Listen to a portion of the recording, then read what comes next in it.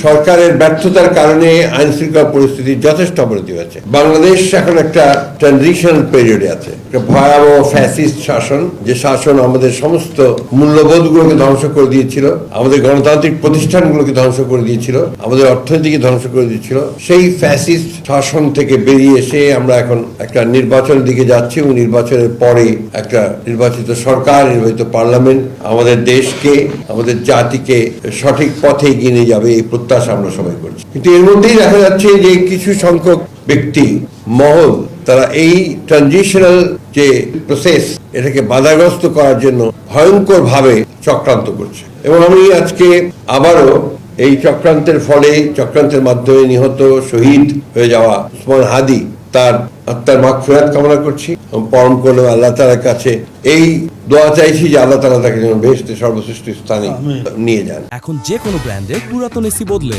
নতুন ওয়ালটন এসিতে উপভোগ করুন 25% ছাড়।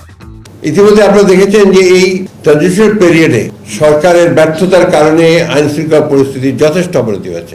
আমাদের প্রত্যাশা ছিল যে প্রফেসর ইউনূসের যে সরকার, সেই সরকার অন্তত এই কয়েকটা মাস তারা তাদের যোগ্যতার পরিচয় দেবেন এবং এফিসিয়েন্সির সঙ্গে দেশকে পরিচালনা করবেন। আমি ধন্যবাদ জানাই যে তারা তাদের কথা রেখেছেন, যে 26 ফেব্রুয়ারি মাসের 12 তারিখে নির্বাচনের ঘোষণা দিয়েছে এবং নির্বাচন কমিশন সেটাই করছেন।